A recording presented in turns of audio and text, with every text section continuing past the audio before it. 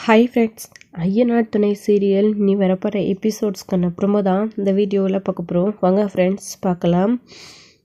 சந்தாவை சேரன் வெளியில் கூட்டிகிட்டு போகிறாரு, அதுவும் பீச்சில் போயிட்டு சந்தா ஸ்வீட்டில் செஞ்சு கொண்டு வந்திருக்காங்க. அதெல்லாம் சாப்பிட்டுட்டு நல்லா இருக்குது அப்படின்னு பேசி முடிச்சுட்டு பீச்சை பார்த்து ரசிச்சுட்டு இருக்காங்க. அப்போது சந்தா அதில் போய் கால் நனைக்கலாமா அப்படின்னு சொல்லும்போது சேரன் இருந்துக்கிட்டு, சந்தா பயமாக இருக்காதா உனக்கு? அலை வந்து நம்மளை இழுத்துட்டு போயிடுச்சுன்னா அப்படின்னு. நீங்கள் ஏன் இதுக்கெல்லாம் பயப்படுறீங்க? வாங்க, அதெல்லாம் எதுவும் ஆகாது. நீங்கள் இதுக்கு முன்னாடி பீச்சுக்கே வந்தது இல்லையா அப்படின்னு. நான்லாம் தம்பிங்களோட நிலாவோட நிறைய டைம் வந்திருக்கேன்ப்பா அப்படின்னு. அப்புறம் என்ன இன்னமும் பயந்துக்கிட்டே இருக்கீங்க? வாங்க போகலாம் அப்படின்னு சந்தா கூட்டிகிட்டு போகிறாங்க. அப்போது சேரனும் போயிட்டு 2 பேரும் போயிட்டு அங்கே கால் நினச்சிட்டு இருக்காங்க. பேண்ட்லாம் வந்து மேலே ஏற்றிட்டு சேரன் வந்து, அப்போது பயமாக இருக்கப்பா சந்தா அப்படின்னு. எதுவும் ஆகாது வாங்க அப்படின்னு சொல்லிட்டு 2 பேரும் ஒருத்தருக்கு ஒருத்தர் கையை பிடிச்சிக்கிட்டு பீச்சில் ரொம்ப ஜாலியாக நினச்சிட்டு இருக்காங்க. அதில் வரும்போது சந்தா வந்துருப்பா அப்படின்னு சொல்லிட்டு கையை இழுத்துட்டு ஓடி வராரு. அப்போது சந்தா இருந்துக்கிட்டு சேரனை திரும்பவும் அவங்க பக்கம் இழுக்கிறாங்க.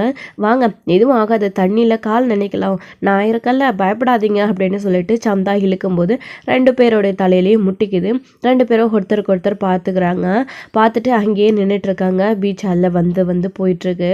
அதுக்கப்புறம் வந்து ரொம்பவே சந்தோஷமாக 2 பேரும் கால் நினச்சிக்கிட்டு, சந்தா போதும்ப்பா வாப்பா, ரொம்ப டயர்டாக இருக்குது அப்படின்னு சொல்லவும் சரி அப்படின்னு சொல்லிட்டு 2 பேரும் வந்துடுறாங்க.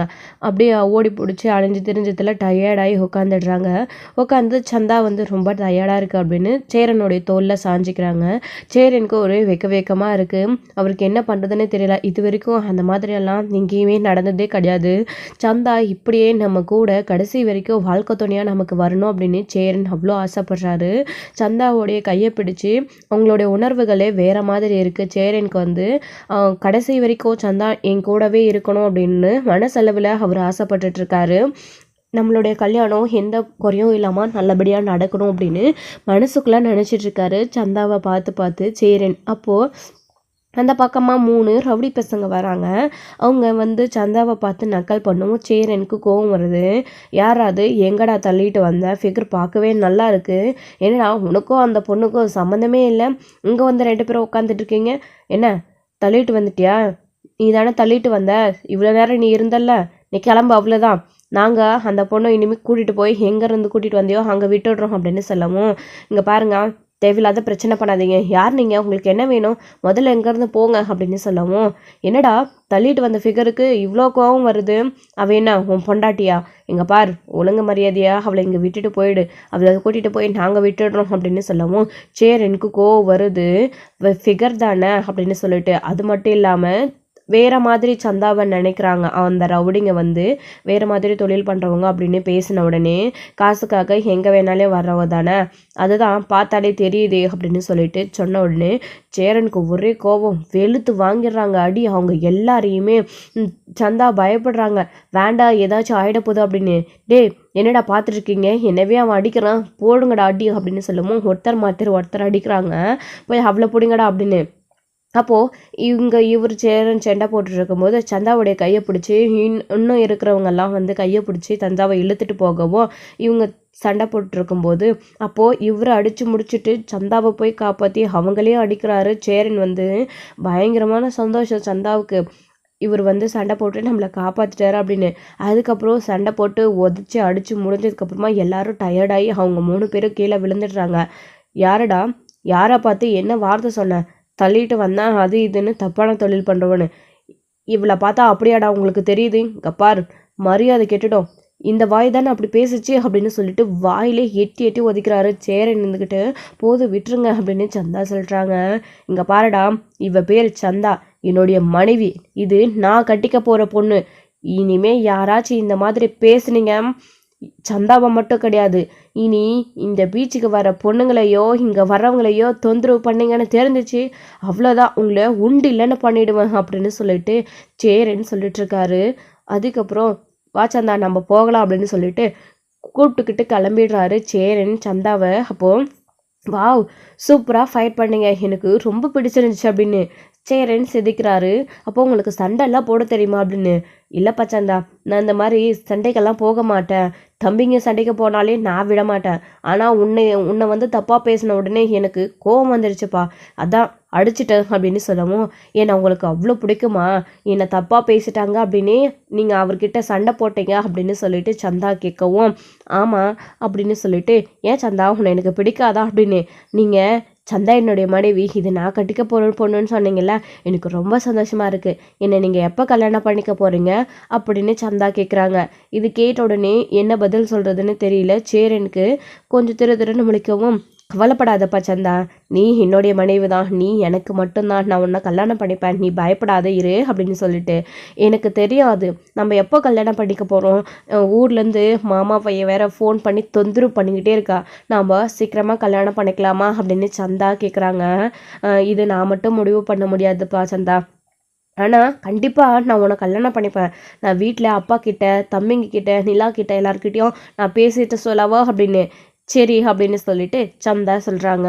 ஒரே சந்தோஷம் நம்ம சேரனுக்கும் சந்தாவுக்கும். அதுக்கப்புறம் பைக்கில் 2 பேரும் வீட்டுக்கு போயிட்டுருக்காங்க. சந்தா வழியில் எனக்கு பசிக்குது அப்படின்னு சொல்கிறாங்க. சரிப்பா டைம் ஆகிடுச்சுல, அதான் சரி வா நான் ஏதாச்சும் உனக்கு சாப்பிட வாங்கி கொடுக்குறேன் அப்படின்னு சொல்லிட்டு ஹோட்டலுக்கு போய் அவங்களுக்கு பிடிச்சதை ஆர்டர் பண்ணி பிரியாணி இதெல்லாம் வந்து சாப்பிட்றாங்க. தந்தூரி சிக்கன் இந்த மாதிரிலாம் சாப்பிட்டுட்டு, அப்போது ஒருத்தர் மாற்றி ஒருத்தர் ஊட்டியும் விட்டுக்கிறாங்க. யாராச்சும் பார்க்க போகிறாங்கப்பா அப்படின்னு, பரவாயில்ல இருக்கட்டும் சாப்பிடுங்க அப்படின்னு. ஸோ வீட்லேயும் சைட்லேயும் இந்த மாதிரியெல்லாம் சந்தா ஊட்டி விடும்போது சேரன் வேண்டாம் அப்படின்னு சொல்லுவார். இங்கே யாருமே இல்லையே ஹோட்டல் அப்படின்னு சொல்லிட்டு முதல்ல வேண்டான்னு சொல்லி வைக்கப்பட்டவர் சந்தா வற்புறுத்தி ஊட்டவும் அதை வாங்கிக்கிறாங்க. சந்தாவுக்குமே ஒரே சந்தோஷம். அதுக்கப்புறமா 2 பேரும் ஐஸ்கிரீம் சாப்பிட்டுக்கிட்டே கையை பிடிச்சிக்கிட்டு திரும்பவும் வீட்டுக்கு வந்துடுறாங்க வண்டியில். சேரன் கூட்டிகிட்டு போய் வீட்டில் விட்டுட்டு, சரிப்பா சந்தா பார்த்து பத்திரம் அப்படின்னு சொல்லிட்டு விட்டுட்டு வீட்டுக்கு போகிறாரு. அப்போது சந்தா போகிறதுக்கு மனசே இல்லாமல் சேரனுடைய கையை பிடிச்சி அங்கேயே நின்றுக்கிறாரு. சேரன் சரி இறங்கி நின்று சந்தாவை பார்த்து, ஏன்பா என்னாச்சு, ஏன் ஃபீல் பண்ணுற, நான் இங்கே தானே இருக்கேன், நீ ஏதாச்சும் பிரச்சனைனா ஃபோன் பண்ணு, அனுஷ் இங்கே வீட்டில் தானே இருப்பான் அப்படின்னு. இல்லை பையா ஊருக்கு போயிருக்காரு அப்படின்னு. என்ன சொல்கிறப்பா, என்கிட்ட ஒரு வார்த்தை கூட சொல்லலாமா அப்படின்னு.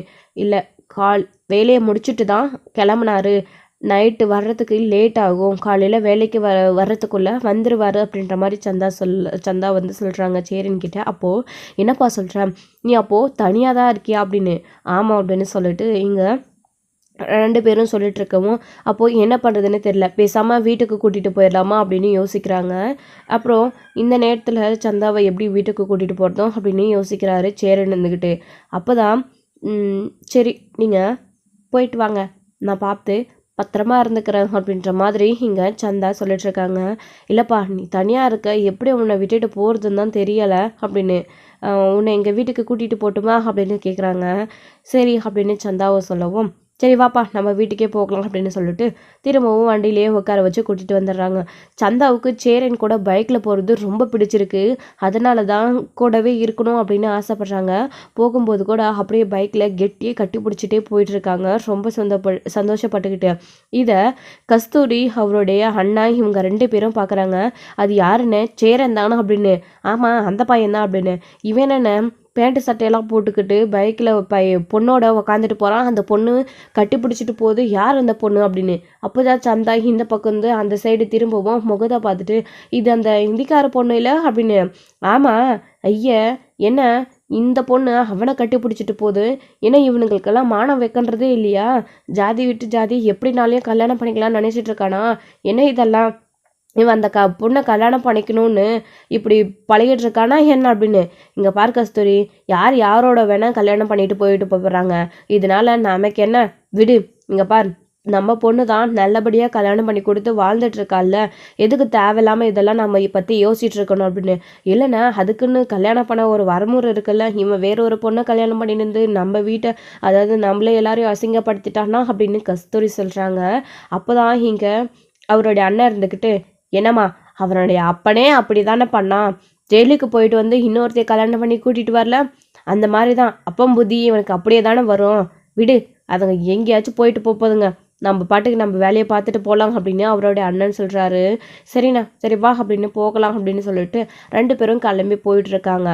இவங்களும் வீட்டுக்கு போகிறாங்க. இந்த பக்கம் கஸ்தூரியா அவருடைய அண்ணனா வீட்டுக்கு போனதுக்கப்புறமா அவங்களுடைய பொண்ணுக்கு ஃபோன் பண்ணி, கார்த்திகாவுக்கு ஃபோன் பண்ணி இந்த மாதிரி நடந்த விஷயங்களே பேசிகிட்டு இருக்காங்க. கஸ்தூரி வந்துட்டு, என்னம்மா சொல்கிற, சேன் மாமாவா, என்னம்மா எனக்கு ரொம்ப ஆச்சரியமா இருக்கு நீ சொல்கிறத பார்த்தா. நம்ம எல்லாரும் குலதெய்வ கோயிலுக்கு போயிருந்தப்பவே அவங்க வந்திருந்தாங்க. அப்போவே எனக்கு சந்தேகமா இருந்துச்சு. அப்போ பல்லவன் கிட்ட கூட கேட்டேன். ஆனா செட் ஆகுதுன்னு சொன்னா. சேரன் மாமா அதுக்கப்புறம் இப்போ காயத்ரி அதாவது சந்தா கூட வண்டியில போயிட்டுருக்காங்க அப்படின்னு நீங்க சொன்னத நினச்சி எனக்கு ரொம்ப சந்தோஷமா இருக்குமா அப்படின்னெல்லாம் வந்து அவங்க ரொம்ப சந்தோஷப்படுறாங்க. கார்த்திகா வந்து எப்படியோ அந்த பொண்ணை சேரன் மாமா கல்யாணம் பண்ணிக்கிட்டு சந்தோஷமா இருந்தா போதுமா அப்படின்னு சொல்லிட்டு இருக்கவும், ஏய் என்னடி நான் உன் மாமா கிட்ட சொன்னதுக்கும் அவரும் அதே தான் சொல்றாரு. நீயும் இப்படி சொல்லிட்டு இருக்க. இங்க பாருடி அந்த பொண்ணு வேற சேரன் வேறண்டி. என்னதான் நம்ம 2 குடும்பத்துக்கு ஆகாத இருந்தாலையும் இப்படியெல்லாம் பண்ணலாமாடி? பார்க்க கஷ்டமா இருக்குடி அப்படின்னு சொல்லவும், அம்மா நீயா சேரன் மாமாவை பார்த்து கஷ்டப்படுறவளா? என்னம்மா நீ அப்படி கஷ்டப்படுறவளா? நான் அன்னைக்கே என்னை சேரன் மாமாவுக்கு நீ கல்யாணம் பண்ணி கொடுத்துருப்பியே. அதுதான் பிடிவாதமா என்னமோ பேசி அவரோட மனசை மாற்றி என்ன அதை நடக்க விடாமல் பண்ணிட்டீங்கல்ல. அவர் ஆசைப்படுற பொண்ணாச்சு நல்லபடியாக அவருக்கு அமையட்டுமா. என்ன மறந்துட்டு சேரன் மாமா இப்போ சந்தா கூட பேசியிருக்கிறதே ரொம்ப பெரிய விஷயம். இங்கே பாரும்மா இந்த ஜாதி மதம் இதெல்லாம் காதலில் கிடையவே கிடையாதும்மா.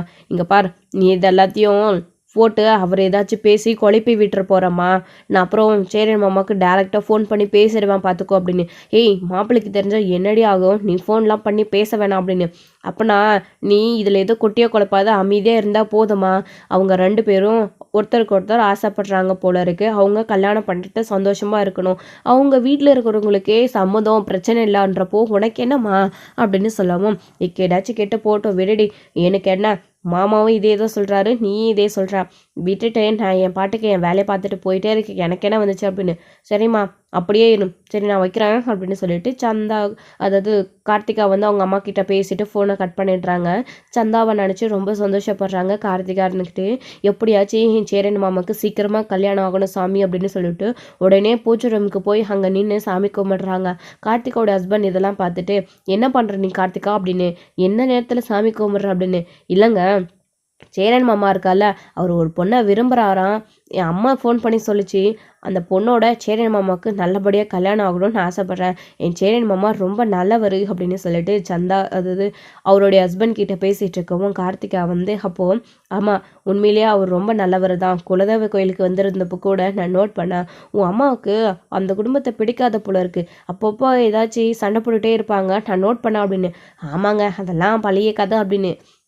பரவாயில்ல எப்படியோ அவருக்கு ஒரு நல்ல பொண்ணு அமைஞ்சா நல்லா இருக்கும் அப்படின்னு. ஏங்க அந்த பொண்ணு யார் தெரியுமா? அன்னைக்கு குலதெய்வ கோயிலுக்கு அவங்க வரும்போது கூட ஒரு பொண்ணை கூட்டிகிட்டு வந்திருந்தாங்கல்ல அப்படின்னு. ஆமாம் அந்த தலைமையில் முக்காடை போட்டுருந்த அந்த பொண்ணு அப்படின்னு. ஆமாம் அவங்க அந்த பொண்ணு தான். உங்களுக்கு எப்படிங்க தெரியும் அப்படின்னு. அங்கே வந்தது 2 பேர் தான். ஒன்று சோழனுடைய ஒய்ஃபு நிலா. அவங்கள தான் எனக்கு ஏற்கனவே தெரியுமே. நம்ம கல்யாணம் ஆன புதுசில் அறிமுகப்படுத்தி வச்சுருக்கேன். இன்னொன்று யார்?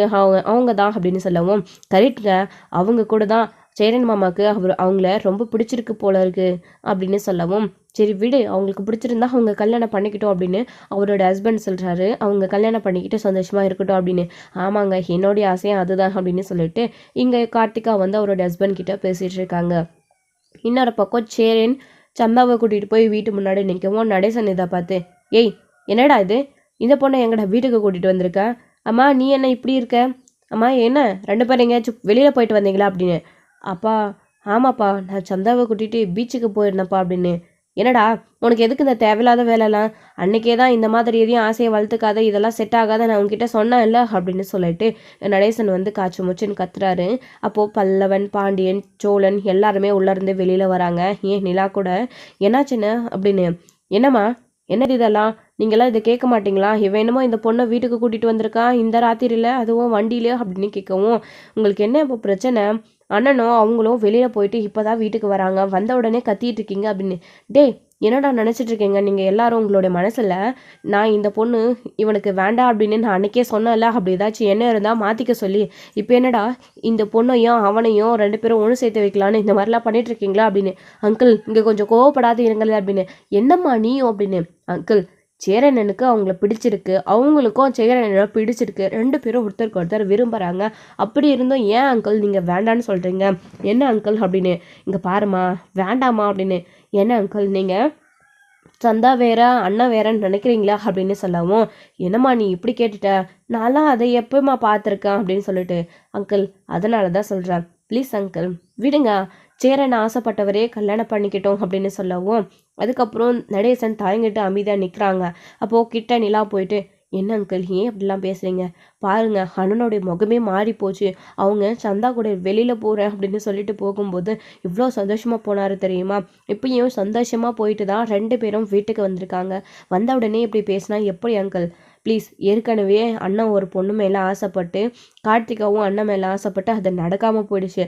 அவருடைய மனசில் எவ்வளோ ஆசை இருந்தால் நம்ம எல்லாரும் சொல்லியும் கார்த்திகாவை விட்டு கொடுத்துட்டு நிற்கிறாரு. அது எல்லாத்தையும் மறந்து இப்போ தான் சந்தாவை அவருக்கு ஏதோ பிடிச்சிருக்கு. நீங்கள் ஏன் அங்கிள் இப்படி பேசுகிறீங்க? ப்ளீஸ், இந்த குடும்பத்துக்காகவும் உங்களை மாதிரியே அண்ணனும் நினச்சிட்ருக்காரு. தம்பிங்களுக்காக தம்பிங்களே உலகம் அப்படின்னு. சந்தா இந்த வீட்டுக்குள்ளே வந்தாங்க அப்படின்னா அண்ணன் தம்பிக்கு எல்லாருமே ஒத்துமையாக இருப்பாங்க. இந்த குடும்பத்தை அவங்க பிரிக்க மாட்டாங்க அப்படின்ற நம்பிக்கை எனக்கு இருக்குது. என்னை பொறுத்த வரைக்கும் சேரன் எனக்கு இந்த சந்தாவை தவிர வேறு எந்த பொண்ணும் பொருத்தமாக இருக்க மாட்டாங்க நான் நினைக்கிறேன். இந்த ஜென்மத்தில் சேரன் எனக்கு சந்தா தான் அப்படின்னு முடிவு எழுதி வச்சுருக்கான் போல இருக்குது கடவுள். ப்ளீஸ் அங்கிள் விடுங்க அப்படின்னு சொல்லிட்டு இங்கே நிலா சொல்லிட்டு இருக்காங்க. இல்லைம்மா அப்படின்னு. ஏன் அங்கிள் நீங்கள் வேண்டான்னு சொல்கிறீங்க? இல்லைனா அதுக்கான காரணத்தை சொல்லுங்கள் அப்படின்னு. அம்மா அதெல்லாம் ஒன்றும் இல்லைம்மா அப்படின்னு. விடுங்க அங்கிள் அப்போ பரவாயில்ல அப்படின்னு. என்னமோம்மா நீ சொல்கிற, எதுவாக இருந்தாலையும் பார்த்து முடிவு பண்ணுங்கம்மா அப்படின்னு.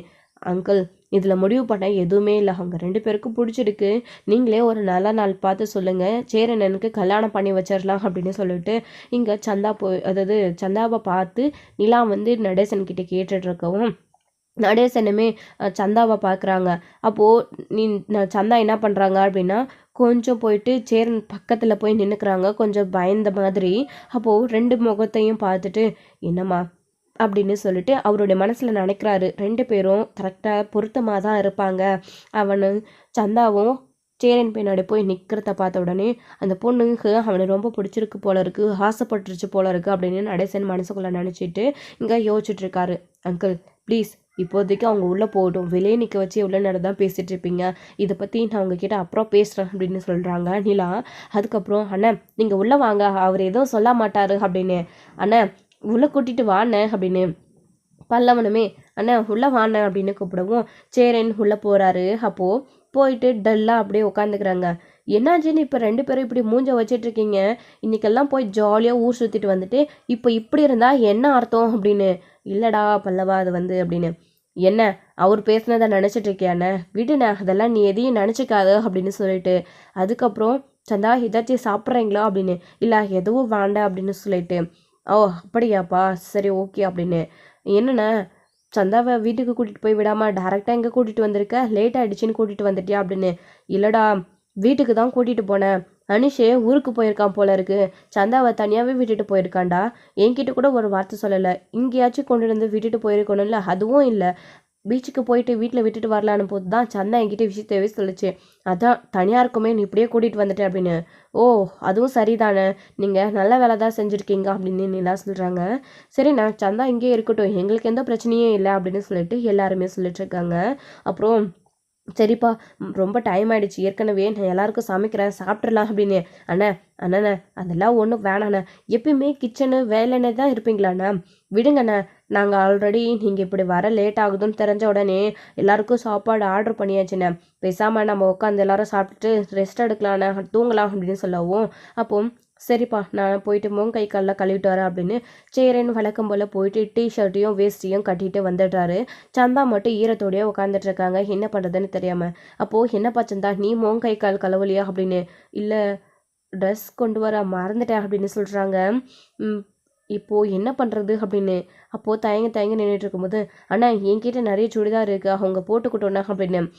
ஓகேவா சந்தா அப்படின்னு. நீங்கள் போய் ஃப்ரெஷ்ஷப் ஆகிட்டு வாங்க அப்படின்னு சுடிதார் எடுத்து கொடுக்குறாங்க. அதையும் போயிட்டு சந்தாவும் மாற்றிக்கிட்டு வந்து உட்காடுறாங்க. எல்லாருமே உட்காந்து சாப்பிட்டுட்டு இருக்காங்க. ரொம்ப சந்தோஷமாக இருந்துச்சு. இன்றைக்கி பீச்சில் எப்படியெல்லாம் போச்சு அப்படின்றத பற்றி எல்லாரும் பேசிகிட்டு இருக்காங்க. முதல்ல சந்தோஷமாக தான் போச்சு, அதுக்கப்புறம் ஒரு சின்ன பிரச்சனை ஆகிடுச்சு அப்படின்னு சொல்லவும் எல்லாரும் அதிர்ச்சி ஆகுறாங்க. என்னாச்சு அப்படின்னு. ஒன்றும் இல்லைப்பா சந்தாவை சும்மா கிண்டல் பண்ணாங்க அப்படின்னு. அப்புறம் ஓகே இல்லைண்ணே அப்படின்னு. ஓகே தான்ப்பா அப்படின்னு. இல்லைப்பா நான் எல்லாருக்கிட்டையும் இன்னொரு விஷயம் சொல்லணும் அப்படின்னு. அப்பா வெளியில் அந்த அளவுக்கு கோவப்படுறாரு, ஆனால் நான் அவங்க எல்லாருக்கிட்டையும் கல்யாண விஷயத்தை பற்றி பேசணும்னு நினைக்கிறேன்ப்பா அப்படின்னு சேரன் சொல்லவும் நல்ல விஷயம் தானே, யாருக்குண்ணா கல்யாணம்? நம்ம பாண்டிக்கா அப்படின்னு. அப்போது முறைக்கிறாங்க நிலா, அமைதியாயிடுறாங்க சோழன் இருந்துக்கிட்டு. அப்போது இல்லைப்பா சந்தாவுக்கும் எனக்கு தான் அப்படின்ன உடனே எல்லாருக்கும் ரொம்ப சந்தோஷம். இதில் என்னென்ன இருக்குது, இதுக்கு ஏன் தயங்கி சொல்கிறீங்க அப்படின்னு. இல்லைப்பா, சந்தாவை அங்கே விட்டு வைக்கிறது எனக்கு என்னமோ சரின்னு படலை. அவன் மாமங்கார பிரச்சனை பண்ணிக்கிட்டே இருக்கானா. அனுஷும் இந்த விஷயமா தான் ஊருக்கு போயிருக்கிறதா சந்தா சொல்லுச்சு. சந்தாவும் ரொம்ப பயப்படுதுப்பா. சந்தா, நீங்கள் என்னை எப்போ கல்யாணம் பண்ணிக்க போகிறீங்கன்னு கேட்டுச்சுப்பா. எனக்கு சந்தாவுக்கு என்ன பதில் சொல்கிறதுனே தெரியலப்பா. இதனால தான் நான் உங்கள் எல்லாருக்கிட்டையும் கேட்டு சொல்கிறேன்னு சொன்னேன். நீங்கள் என்னப்பா சொல்கிறீங்க அப்படின்னு. அண்ணனுக்கு கல்யாண ஆசை வந்துடுச்சு, எனக்கு கல்யாண பையன் வைங்கன்னு டேரெக்டாக கேட்காம இந்த மாதிரி கேட்குது இல்லைண்ணே அப்படின்னு சோழன் சொல்லவும், நீங்கள் கொஞ்ச நேரம் வாயை மூடிட்டு இருக்கீங்களா அப்படின்னு நிலா தொடைய பிடிச்சி கிள்ளிடுறாங்க. அப்போது ஐயோ என்ன கிள்றா அப்படின்னு சொல்லிட்டு அப்போது வாயை மூடிட்டு அமைதியாயிடுறாங்க. அண்ணா விடுங்க அண்ணா, சந்தா நீங்கள் எதை பற்றியும் கவலைப்படாதீங்க. அண்ணனுக்கும் உங்களுக்கும் சீக்கிரமாகவே கல்யாணம் நடக்கும், நான் நடத்தி வைக்கிறேன். நான் அங்கிள் கிட்ட இதை பற்றி பேசுகிறேன் அப்படின்ற மாதிரி நிலா வந்து சந்தா கிட்ட சொல்லவும் ஓகே அப்படின்னு சந்தா சொல்லிட்டு ரொம்ப சந்தோஷப்படுறாங்க. ஓகேவாண்ணா அப்படின்னு சொல்லவும் சேரனுக்குமே ஒரே சந்தோஷம். அண்ணனுக்கு வெக்கத்தை பார்த்தியா அப்படின்னு எல்லாருமே கிண்டல் பண்ணுறாங்க. ஸோ இதோட இந்த எபிசோடு வந்து முடிச்சிருக்காங்க. அடுத்தடுத்த எபிசோடில் என்ன நடக்க போகுது அப்படின்றதெல்லாம் வெயிட் பண்ணி நெக்ஸ்ட் வீடியோவில் பார்க்கலாம். Please thank you. இந்த வீடியோ பிடிச்சிருந்தா லைக் பண்ணுங்கள், ஷேர்